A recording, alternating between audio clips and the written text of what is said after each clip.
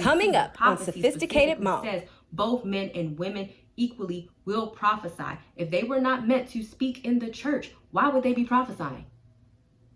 Makes no sense.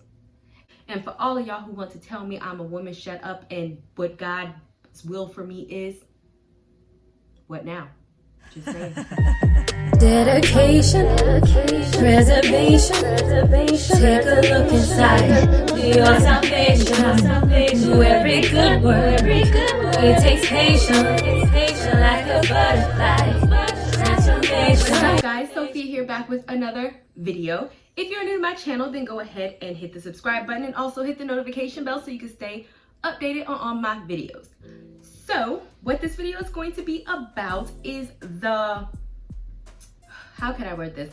A woman's role in Christianity or church or purpose. There is a Bible verse, and I did speak about this in my last video when I was talking about the difference between relationship and religion. You can go watch that video. I'm not gonna quote that verse here, but I did speak about the whole Bible verse where it specifically says women be quiet in the church, and that you should like listen to your husband, right? And so my whole point in that video was that obviously the Bible was written by people, man, and also you have to understand that some of it was probably a reflection of the times. That is why it is important to read its Bible in its entirety so you can understand the exact role of a woman instead of reading that Bible verse and trying to tell women. Which brings me to my next point. The second reason why I'm doing this video is because I got a few comments telling me as a woman what my role and purpose is and what God intended for me. And because I don't like a whole bunch of speculation, if you are a subscriber of mine, then you know I'm gonna quote some Bible verses. If you're new to my channel, hi, I'm Sophia 101. I believe in biblically based teaching, and we gonna squash all of that, okay? When we talk about the idea of women submitting to men, that was not originally God's intention. That came about because Eve decided to take her behind to the serpent, and she decided to, condemn us all to damnation, basically. And so we know that is because after Eve did this, God issued out the punishment to both the man and the woman. And because the woman was the primary person who sat up there and got the fruit and then it gave it to Adam, her punishment was way more harsh. So in Genesis 3:16, we talk about multiplying the pain in childbirth, but then we talk about, yet your desire and longing will be for your husband, and he will rule with authority over you and be responsible for you. And then to Adam, the Lord said, because you have listened attentively to the voice of your wife, and you have eaten the fruit from the tree, which about I commanded you, saying not to eat, the ground is now under a curse because of you. So they both had punishments. You heard what Adam's punishment was, and Eve's punishment was that now for all women, we became subservient under our husband. But ultimately, when God created woman, he created us different, of course, because we are biologically different. We have different strengths. We get it, right? God was like, evidently, Eve, you need somebody to watch over you because you're doing the most, okay?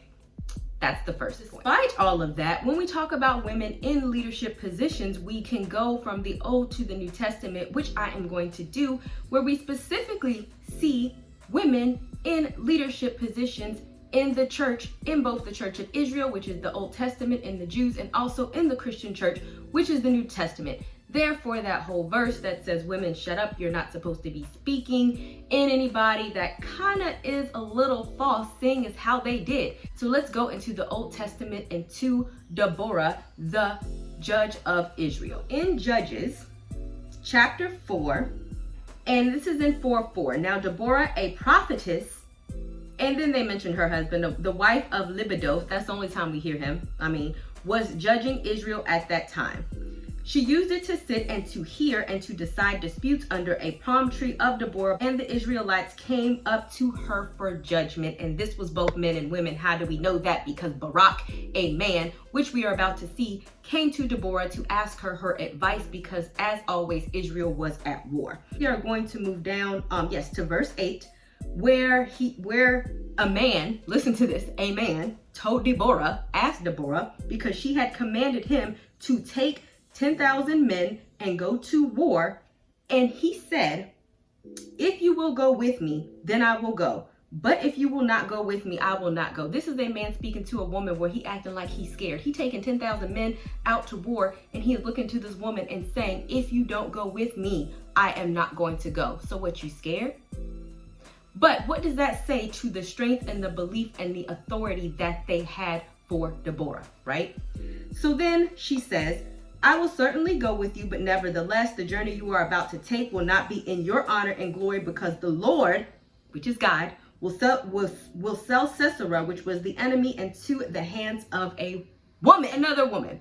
So indeed that did happen. The woman's name was Jael, in which she drove a peg through Sisera's head. And certainly Barak did not get the honor. Jael got the honor, so much so that Israel began in chapter 5. If you read it, they have this whole song where they were honoring Jael, a woman, for what she had done in killing the enemy and not the man. So God thought it suitable for A, Deborah to prophesy about this, B, for her to go to war, and C, for their enemy, whom Barak was seeking to kill, to bring 10,000 men to go defeat, for a woman to do it. Next, then we're going to go to the book of Esther. And I actually have a whole video on Esther, on how she saved the annihilation of the Jews, that I will link in the description box, because I'm not going to go into a whole bunch of Esther just because I have a whole video on that. I do specifically want to quote this specific Bible verse. So as we know, Esther became queen. Mordecai came to her because the Jews were facing annihilation. And then he told Esther, and who knows whether you have attained a royal position for such a time as this, and for this very purpose. Who would have given her the royal position, and who would have given her the purpose? God, of course. Why did he do that? Because Esther has become queen, and the love that the king had for her as his wife, on how she saved the Jews from annihilation, a position that could not have been done had she not been a woman. It wasn't like a man was going to come up to the king and be like, oh, protect me. He wouldn't have cared. It was because of her that she saved thousands and thousands and thousands and thousands and thousands of people. And then in chapter 9, verse 29, then Queen Esther, the daughter of Abihail, with Mordecai the Jew, with full power and authority, to confirm the second letter to Purim. So after this happened, the king gave certain authorities to Esther and also Mordecai.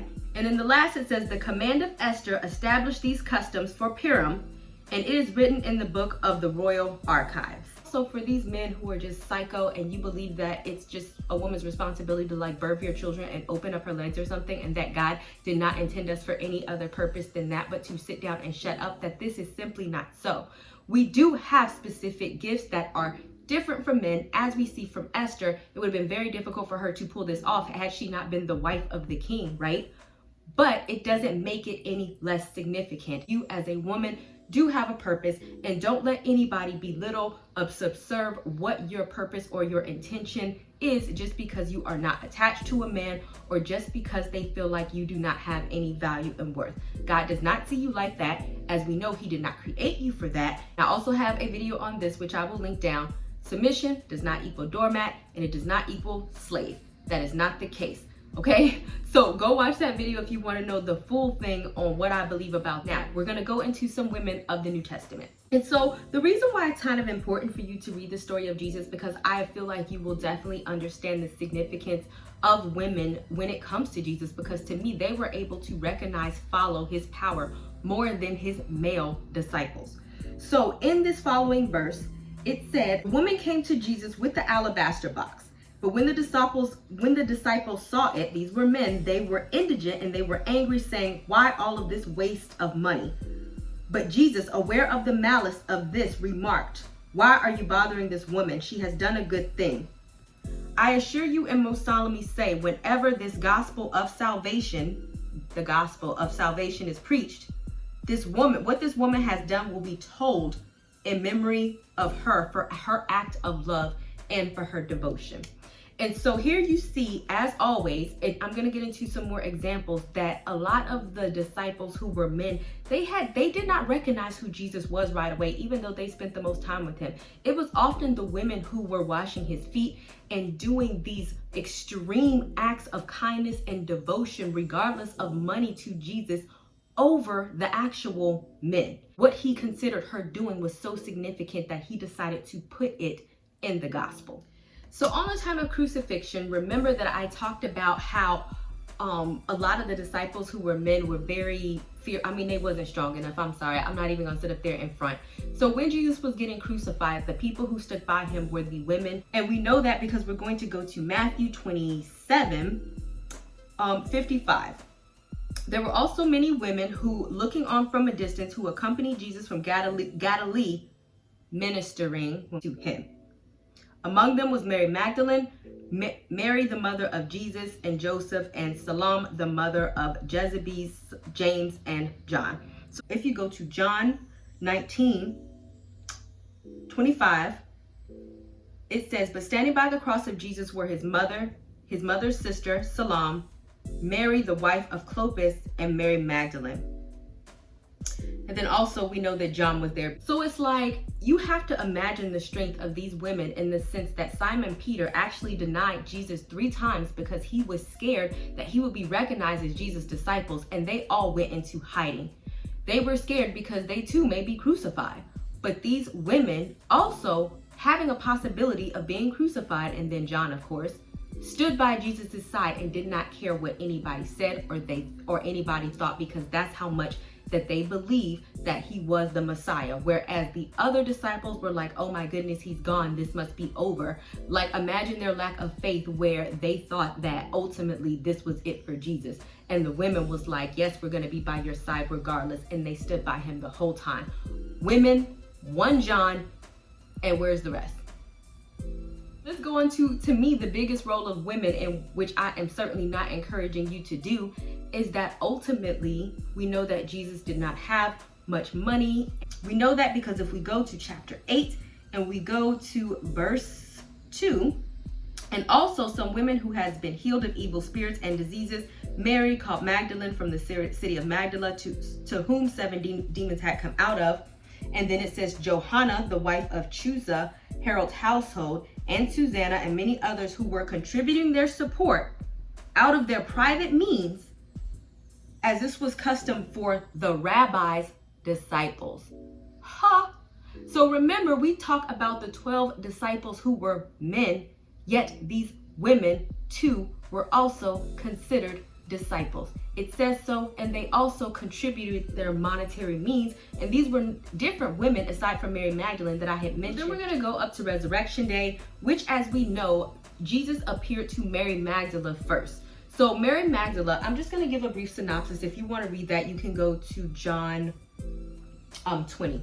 So Mary Magdalene got up early in the morning. Nobody else was going there with her to prepare Jesus's body because the next day was the Sabbath.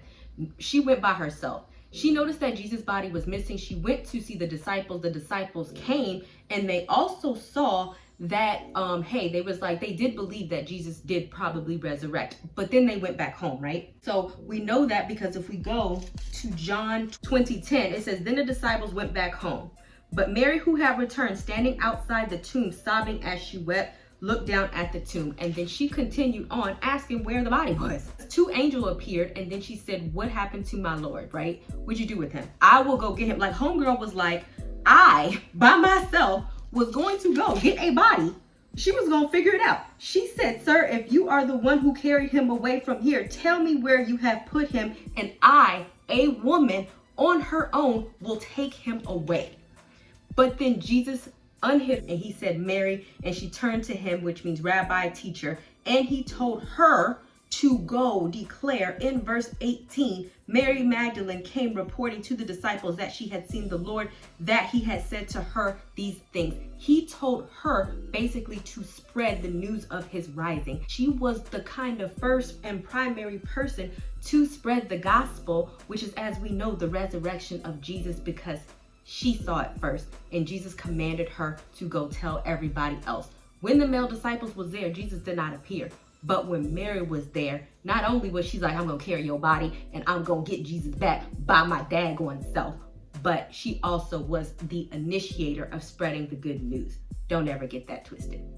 Last but not least, we're going to go into Acts, because now that the resurrection has occurred, the disciples, including the women, still went about this journey to spread Christianity, the same and the equal as men. If we go to Acts chapter 1:14, this is when before Pentecost came. All of these with one mind and one purpose were continuously devoting themselves to prayer, waiting together along with these women and Mary, the mother of Jesus, and with his brothers. That Pentecost came, right? And that's in chapter 2, where everybody was filled in the Holy Spirit. But if you go down to chapter 2 and you go down to verse 17, where it talks about the prophecy of Joel, it says that this is what was prophesied. And it shall be in the last days, God says, I will pour out my spirit upon all mankind, and your sons and your daughters shall prophesy. So remember, we're going back to where Deborah was the female prophetess, but now God is saying everybody, sons and daughters, will prophesy.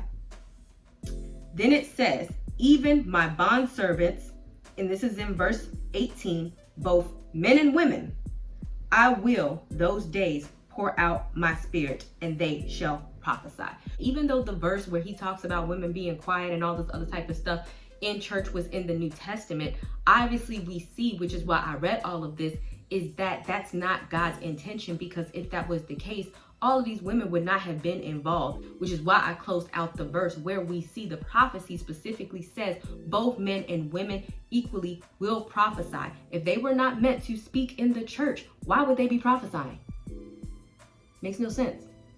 And for all of y'all who want to tell me I'm a woman, shut up, and what God's will for me is, what now? Just saying. All right, guys, thank you guys so much for watching, and I will see you guys another day, another time. Bye, y'all.